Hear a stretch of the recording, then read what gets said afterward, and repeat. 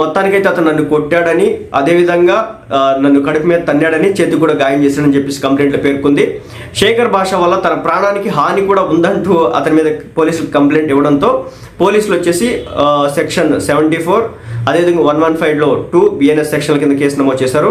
తాజాగా ఇప్పుడు మరోసారి లావణ్య, అదేవిధంగా కొరియోగ్రాఫర్, లేడీ కొరియోగ్రాఫర్ జానీ మాస్టర్కి సంబంధించి ఆమె ఇద్దరు వేరువేరుగా వాళ్ళు కంప్లైంట్లు ఇవ్వడం అయితే జరిగింది. మొత్తానికైతే ఇది నిజం చెప్పాలంటే శేఖర్ భాషకి అనవసర వివాదం. మరి దేనికోసం చేస్తున్నాడో తెలియదు కానీ, ఎందుకంటే ఇక్కడ ఫైట్ చేయాల్సింది ఎవరు?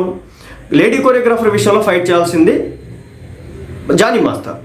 అదేవిధంగా లావణ్య విషయంలో ఫైట్ చేయాల్సింది ఎవరు? మన రాజ్ తరుణ్. అసలు రాజ్ తరుణ్ ఎప్పుడైనా బయటకు వచ్చి ఫైట్ చేయడం చూసినారా? ఎక్కడ కూడా కనిపించదు.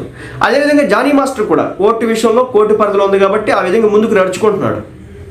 ఆయన ఎక్కడ కూడా సదరు కొరియోగ్రాఫర్ గురించి కావచ్చు, లేదంటే ఆ కొరియోగ్రాఫర్ తల్లి గురించి కావచ్చు, ఎక్కడ కూడా ఒక్క మాట కూడా మాట్లాడట్లేదు.